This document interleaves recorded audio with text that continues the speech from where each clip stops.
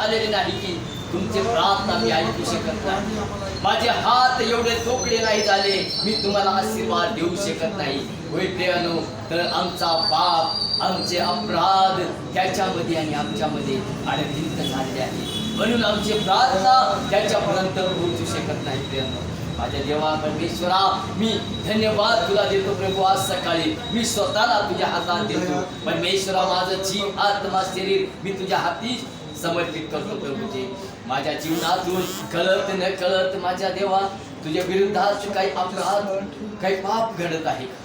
माझ्या जीवनाची झडती, माझ्या अंतकरणाची झडती प्रभू, तू माझ्या जीवनात असलेले प्रत्येक गुन्हेवा येशूच्या नावात निघून जाऊन काढण्यात बापा. माझ्या जीवन शुद्ध आणि पवित्र कर प्रभूची. आणि बापा तुझे योग्य मला बनव बापा, तुझे लायकीचा मला बनव प्रभू. आणि पित्या परमेश्वरा, तुझे प्रत्येक आज्ञा पालन करणारा मला बनव.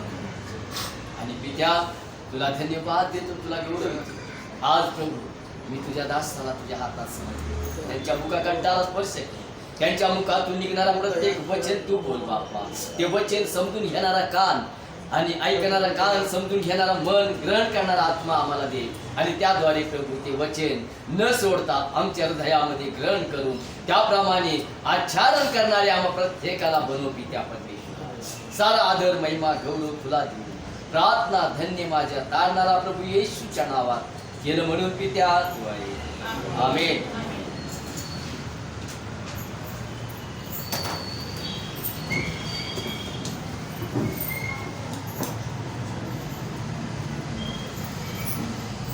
देव बापाची स्तुती असो, जिवंत परमेश्वराच्या नावाला धन्यवाद असो.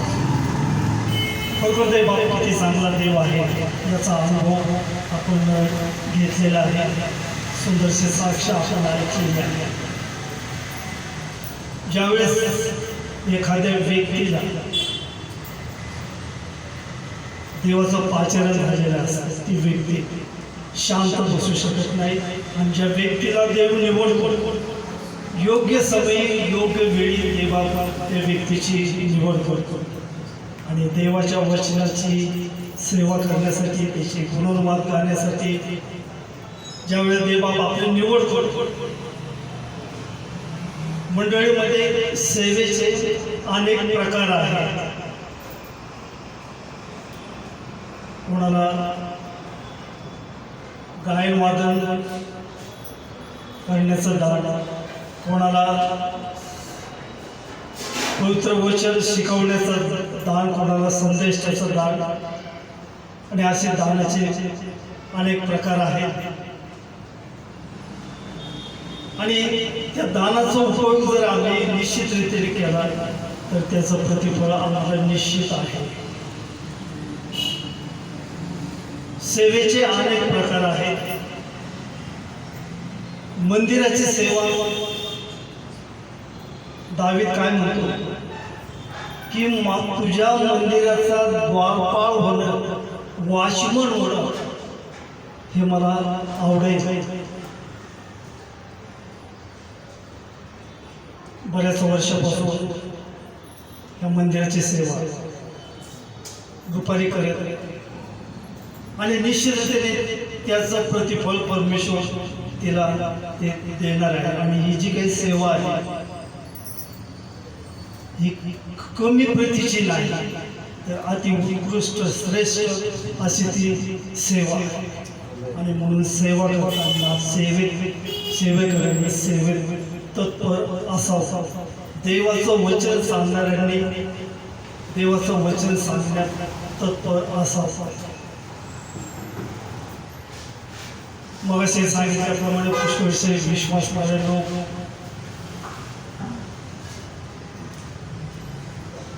हे 40 दिवस, फक्त दिवस रात्र नाही, 40 दिवस उपासामध्ये आणि प्रार्थनेमध्ये आहे. म्हणजे 40 दिवस 40 रात्र याचा ह्या दिवसाशी काय संबंध आहे? तर देवाच्या लोकांनी दीन होऊन राखेत बसणं म्हणजे पश्चाताप करणं, जिवंत परमेश्वराकडे येणं आणि उपवास करणं.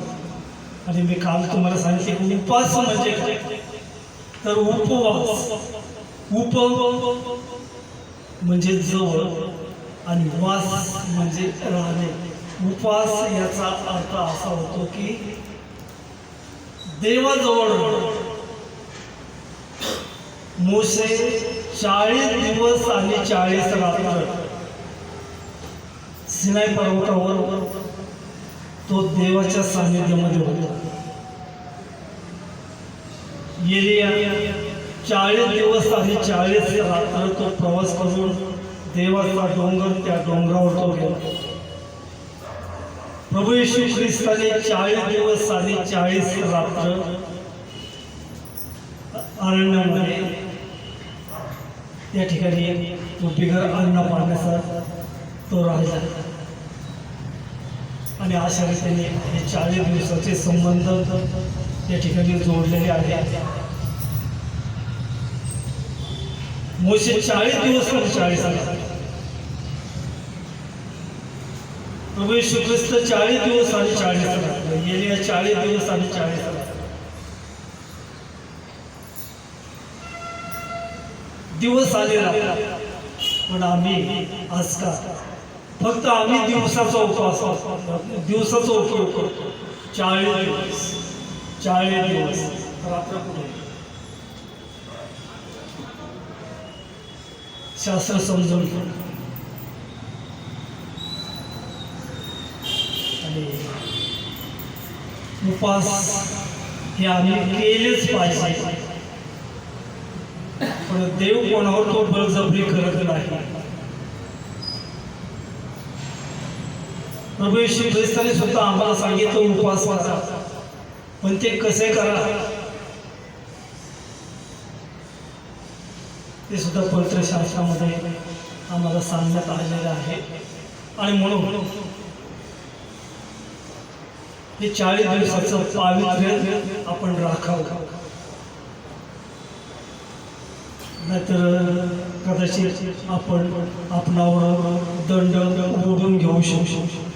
ज्या कोणाला ते शक्य आहे 40 दिवस आणि 40 रात्र उपवास करायचा आहे त्यांनी 40 दिवस आणि 40 रात्र हे करावं. फक्त 40 दिवस असो. देवाच्या वचनाचं कितीही स्पष्टीकरण केलं तर मानवाची बुद्धी ही अपुरी. देवाचं दान जे आहे, देवाचं जे वचन आहे ते अगम्य आहे.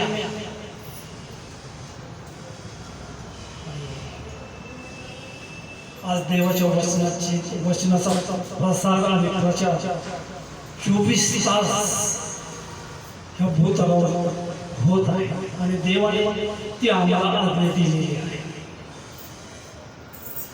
आज ह्या जगामध्ये विश्वासणाऱ्या लोकांची संख्या आपल्या भारतामध्ये खूपच अल्प अशी संख्या आहे. म्हणजे 2.3 मागील काही वर्षापूर्वी 2.7 होते, पण ती टक्केवारी ढासळत चालली.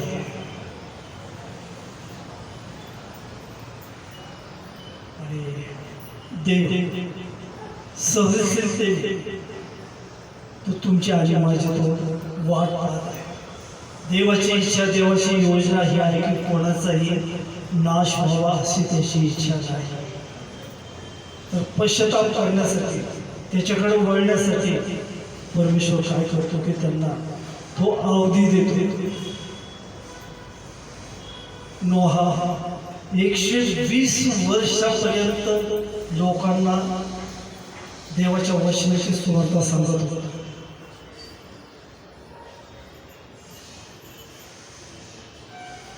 त्या काळच्या लोकांनी ऐकले नाही. आजही आम्ही बऱ्याच वर्षापासून आम्ही पवित्र शास्त्र, प्रभू येशू ख्रिस्त, देवपिता, देव पवित्र आत्मा ह्या त्रिएक देवाला मानतो. पवित्र शास्त्र आम्ही मानतो. तरी पण पुष्कळशा लोकांना त्याचा अर्थच अजून कळलेला नाही. असे पुष्कळशे लोक आहेत की त्यांना जुना करार काय आणि नवा करार काय याचा भेद कळत नाही. पण असो, त्याचा भेद कळण्यासाठी जर पवित्र आत्म्याचं मार्गदर्शन जर आपण मागितलं तर परमेश्वर निश्चित त्याच्या वचनाप्रमाणे तो सहाय्य आहे.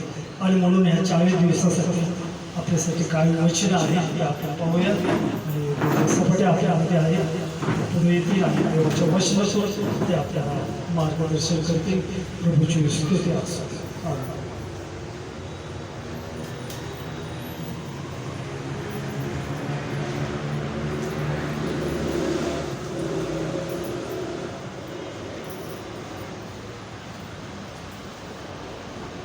Praise Lord. हालेलुया. सर्वजण आनंदित आहेत. आज खूप जणांना सुट्टी आहे त्यामुळे उपस्थिती जास्त आहे. हालेलुया. मला पण सुट्टी आहे. मी तयारी करून निघतच होतो, घराच्या बाहेर पडतच होतो, परत पालक साहेबांचा फोन आला, सुट्टी आहे काय? आहे, येतोय. Praise Lord. हालेलुया. आपण वचन काढूया.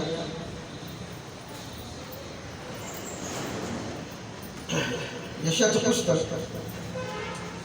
58वा अध्याय आणि त्यातील 6 आणि 7 वचन आपण वाचू. यशाचं पुस्तक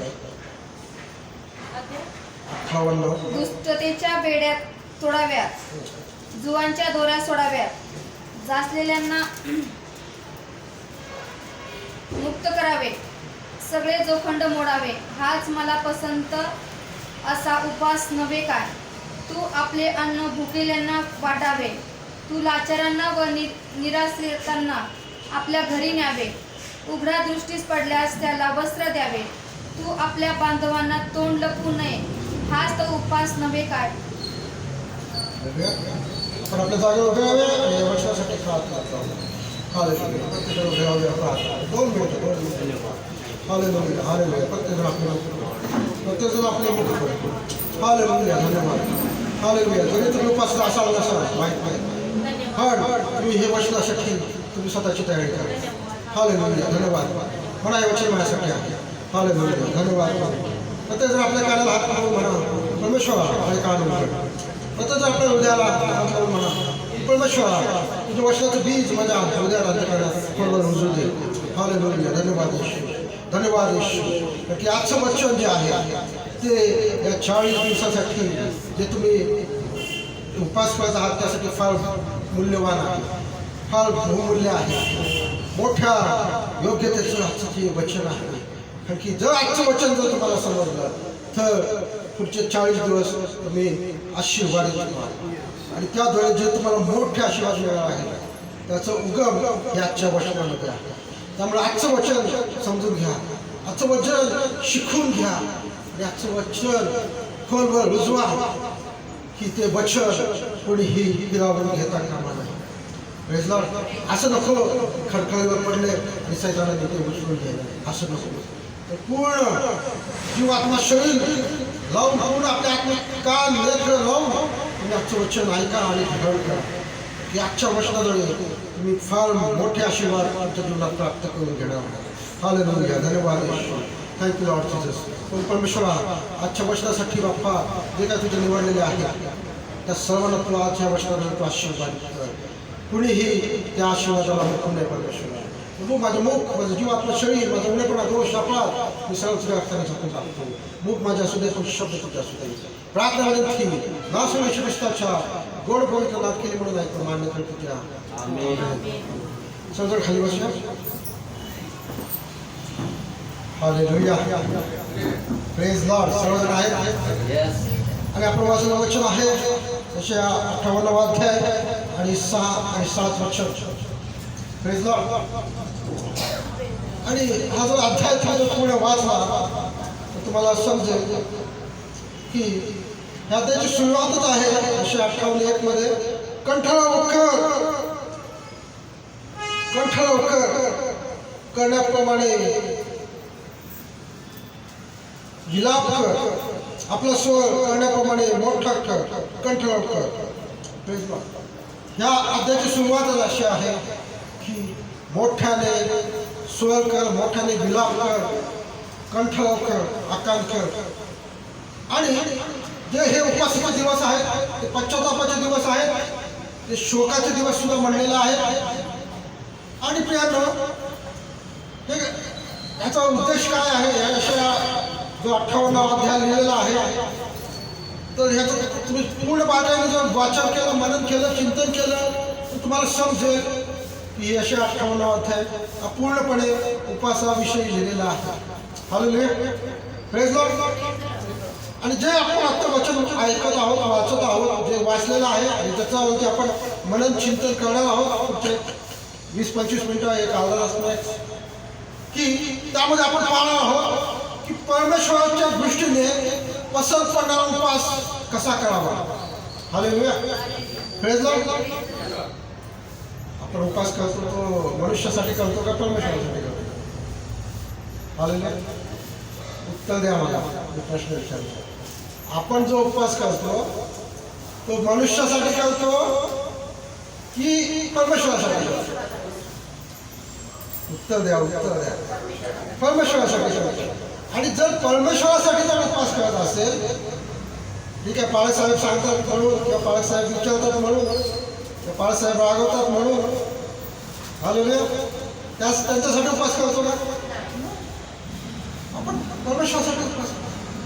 आणि जर परमेश्वरासाठी जर उपवास करत असेल तर परमेश्वराच्या दृष्टीला ते पसंत पडायला पाहिजे. हालेलुया. Praise Lord. का मनुष्याने पाहावं म्हणून उपवास करता? एक वचन वाचूया. ते याचं पुस्तक 6 अध्याय आणि 16 ते 18 वचन वाचूया. मत्ती 6, 16 ते 18. हालेलुया. मत्ती सुबोध महा 6 अध्याय 16 ते 18.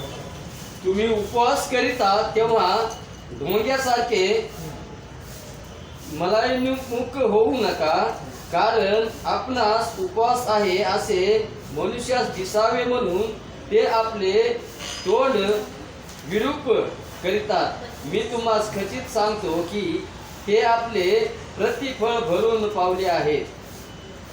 तू तर उपवास करीतोस तेव्हा आपल्या डोक्याला तेल लाव व आपले तोंड धु.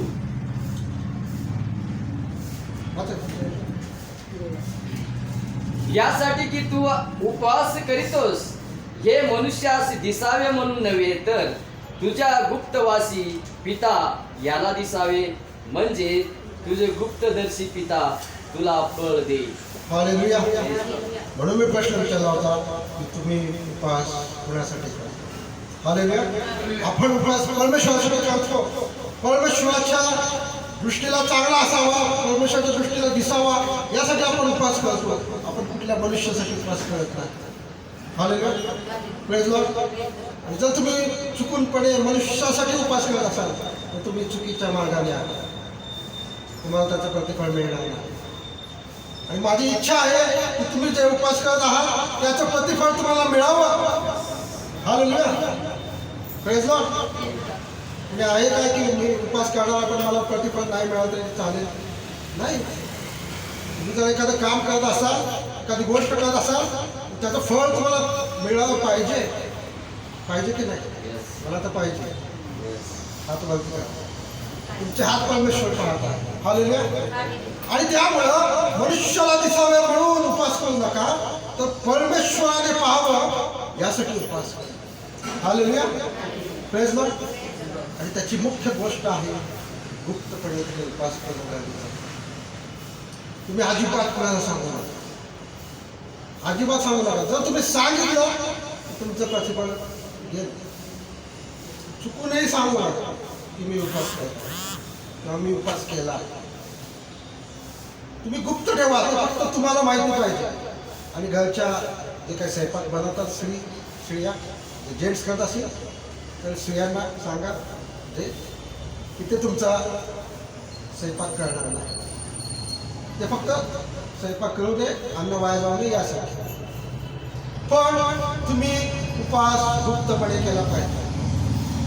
जसं दानाच्या बाबतीत आहे, दान देताना जो उजवा हात काय घालतो की डावा हात कळू नये, त्याच पद्धतीनं जर तुम्ही उपास करत आहात तर ते तुमच्या शेजाऱ्याला देखील कळू नये की तुम्ही उपास केला.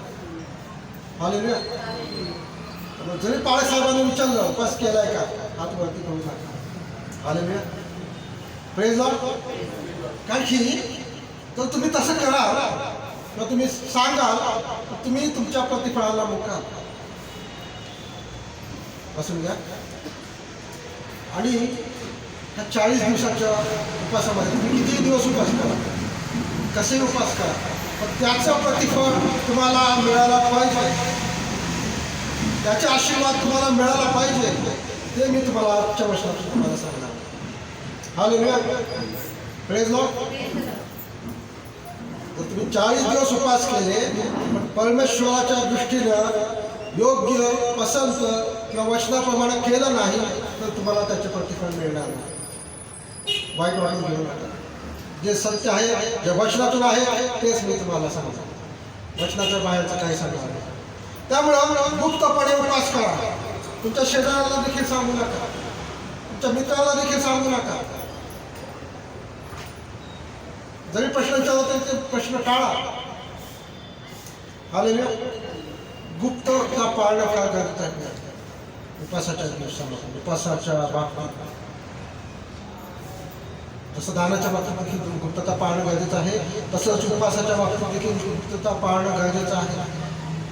तर तुम्ही सांगत बसला संपला, तुम्ही तुमच्या आशीर्वादाला मुकाल. ठीक आहे. तर पुढच्या पॉईंटला जाऊया आपण. महत्त्वाच्या वचनामध्ये येऊया.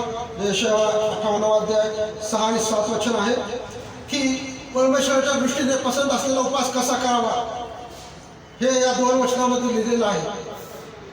मी अख्ख्या बायबलमधले वचनं वाचा उपासाच्या संबंधाने, पण ही 2 वचनं जर तुम्ही फॉलो केली नाही सर्व तुमचा उपास व्यर्थ होईल. हालेलुया. Praise Lord. हालेलुया. आणि परमेश्वराच्या दृष्टीला जर पसंत पडला नाही तुमचा उपवास तर परमेश्वर तुम्हाला कसा आशीर्वादित करणार, परमेश्वर तुमच्या उपवासाचं प्रतिफळ तुम्हाला कसं काय देणार जर ते परमेश्वराच्या दृष्टीला पसंत नाहीये, जर ते परमेश्वराला दिसलं नाहीये, त्या गुप्तवाशी त्याला दिसलं नाहीये, जर तुम्ही उपवास केलेला आहे त्याच्या दृष्टीनुसार, त्याच्या पसंतीनुसार, तर तो तुम्हाला कसं काय प्रतिफळ देणार. हालेलुया. आणि परमेश्वराच्या दृष्टीस पसंत असलेला उपास आपल्याला करणं गरजेचं आहे, तरच तुम्ही आशीर्वादित व्हाल. हालेलुया. आणि त्यासाठी आपण वाचूया. आणि पहिला पॉईंट मला तुम्हाला सांगतो, 7-8 पॉईंट आहे, मी शॉर्टमध्ये सांगणार आहे. यशाया 58 अध्याय आणि 6 वचन. दुष्टतेच्या बेड्या तोडाव्या. हालेलुया. मला माहीत नाही तुमच्या जीवनामध्ये कुठल्या दुष्टतेच्या बेड्यामध्ये तुम्ही अडकलेले आहे, पण जर तुम्हाला परमेश्वराच्या दृष्टीस पसंत असणारा उपास करायचा आहे तर प्रथम त्या बेड्या तोडण्या गरजेचं आहे. हालेलुया.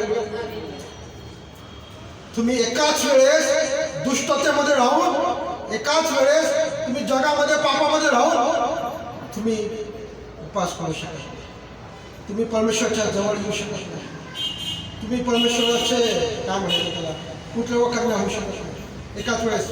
बरोबर की 2 धड्याची चाकरी करू नका असं देवाचं वचन आहे. ज्या आत्म्याप्रमाणे चालतात ते देवाचे पुत्र व कन्या आहेत, म्हणजे जगाप्रमाणे चालतात त्यांना पुत्र व कन्या होण्याचा अधिकार दिलेला नाही असं देवाचं वचन आहे. आणि इथं दिलेलं आहे जर तुम्ही उपास करत आहात तर प्रथम गोष्ट दिलेली आहे, पहिलीच गोष्ट दिलेली आहे की दुष्टतेच्या बेड्या तोडाव्या. आज प्रत्येकाचा आत्मा प्रश्न करा. मी वचनातून सांगत आहे की जे काही तुमच्या जीवनामध्ये काहीतरी दुष्टतेचे बेडे असेल, काहीतरी बंधन असेल, ते प्रथम ह्या उपासाच्या दिवशी ते तोडून टाका प्रभू श्री ख्रिस्ताच्या नावाने. हालेलुया. Praise Lord. या बंधनातून तुम्ही स्वतःला मुक्त करा. माहित नाही कोण मिस्त्री ओढत असेल, काही तंबाखू खात असेल, काही सिगारेट ओढत असेल, काही दारू पित असेल, माहीत नाही. XYZ. तर तुमचं तुम्ही स्वतःला विचारा, स्वतःला आत्मपरीक्षण करा. कुठल्या बेड्यामध्ये तुम्ही जखडलेले आहात, कुठल्या बंधनामध्ये तुम्ही अडकलेले आहात. आणि देवाचं वचन आज तुमच्याशी बोलत आहे की त्या बेड्या तुम्हाला तोडणं या उपासाच्या दिवशी गरजेचं आहे. कारण की ही पहिली स्टेप आहे परमेश्वराच्या दृष्टीने उपास करण्यासाठी. हालेलुया. त्यामुळं जे काय आपण राखेचा बुधवार साजरा केला, राखेचा बुधवार म्हणजे काय, राख अंगावर ओढणं, पश्चाताप करणं आणि स्वतःला नम्र देणं. आणि त्याद्वारे तुम्ही त्या बंधनातून मुक्त होऊ शकतात. तुम्ही त्या दुष्टतेच्या बेड्या ज्या तुम्हाला जखडलेल्या आहेत, ज्या अदृश्य आहेत, ज्या फक्त तुम्हाला माहीत आहे आणि परमेश्वराला माहीत आहे, त्या बेड्या तोडायचं सामर्थ्य त्या उपासामध्ये आहे. हालेलुया. Praise Lord. तुम्ही स्वतःसाठी प्रश्न विचारू शकता. स्वतःचं उपासापासून प्रार्थनेमध्ये बसून तुम्ही ठरवू शकता की कुठल्या बेड्याने जखडलेल्या आहे, त्या बेड्यांपासून मुक्त होण्याची ही वेळ आहे. आणि तुम्ही ती प्रार्थनापूर्वक त्या बेड्यातून तुम्ही मुक्त होऊ शकता. दुसरा पॉईंट आहे मित्रांनो, जुबाच्या डोळ्या तोडाव्या. हालेलुया. हालेलुया. जुबाच्या डोळ्या तोडाव्या. तिसरा पॉईंट आहे, शॉर्टमध्ये सांगत आहे, आणि जाचलेल्यास मुक्त करावे. जाचलेल्यास मुक्त करावे. देवाचं वचन काय, मत्ती 11:28 काय आहे, अहो कष्टी व भारराजन हो, तुम्ही सर्व मजकडे या म्हणजे मी तुम्हाला विसावा देईन. आणि तुम्हाला उपासाच्या दिवशी काय करायचं, जे जे जाचलेले आहेत, बरोबर, जे दुःखी आहेत, जे कष्टी आहेत, जे भारराजन आहेत, जे जाचलेले आहेत, जे पिडलेले आहेत, त्यांना तुम्हाला मुक्त करायचं आहे. त्यांचं तुम्हाला साधन करायचं आहे. त्यांना तुम्हाला शक्य तेवढी मदत करायची आहे. Praise Lord. त्यांना तुम्हाला स्वभावता साक्ष सांगायची आहे. त्यांना तुम्हाला वचनाजवळ त्यांना सांत्वन द्यायचं आहे. त्यांना तुम्हाला मनात शुभाने द्यायचं आहे. हालेलुया. जे जाचलेले आहेत, जे फिरलेले आहेत, त्यांना तुम्हाला देवाची सुवार्ता सांगते. हालेलुया. Praise Lord. तुम्ही सर्वजण आहेत. हालेलुया. मधनं तुम्हाला हालेलुया म्हणायला सांगतो. मला कंटाळा येऊ नये. तुमचा पुढं झोप येत असेल तर ती झोप जावी म्हणून मी तुम्हाला हालेलुया प्रेज लॉर्ड म्हणत असतो. तर जे जे जाचलेलं आहे त्यांना तुम्हाला मुक्त करण्यात गरजेचं आहे. आणि लूक 8व्या अध्यायामध्ये जेव्हा प्रभू येशू ख्रिस्त एका मंदिरात वचन शिकवित होता तेव्हा त्यांनी ते वचन म्हणलेलं आहे. लूक 8व्या अध्यायामध्ये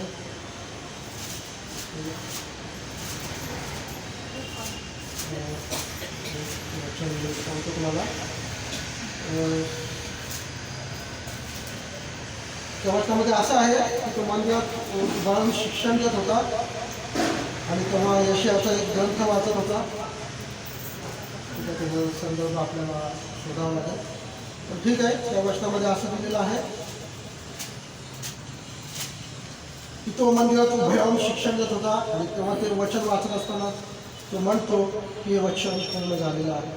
31 आहे का 8:31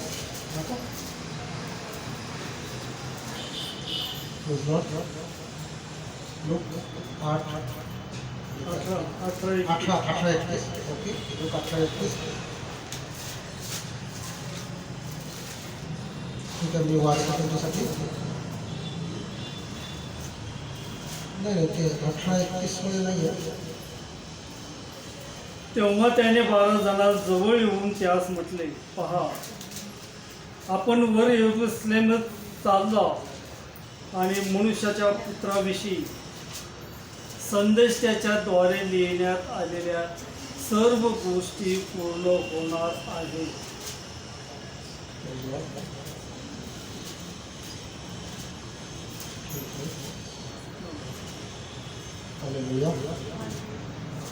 ठीक आहे. ते वचन थोडं वेगळं आहे. वचन मी तुम्हाला सांगतो.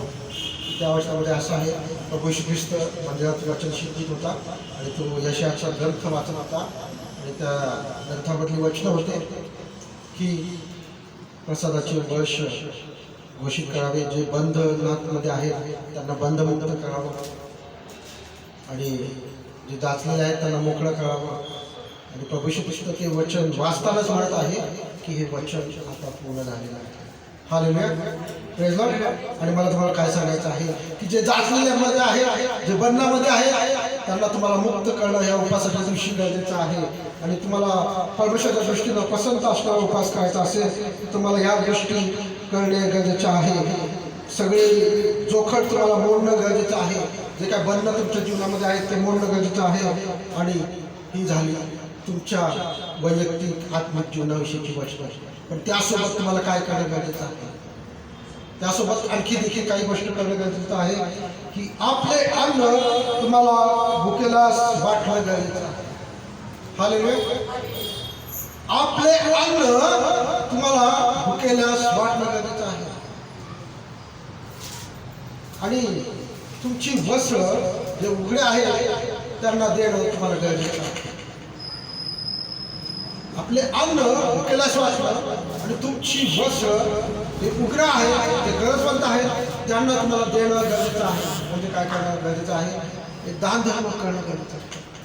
एक चांगली कर्म तुम्हाला या उपासनाच्या दिवशी करणं गरजेचं आहे. ठीक आहे, तुम्ही बंधन तोडले, ठीक आहे, जे जाचलेलं आहे त्यांना तुम्ही मोकळे करण्यासाठी जे काय तुम्ही प्रार्थना केली, जे काय तुम्हाला शक्य होतं तेवढं तुम्ही केलं.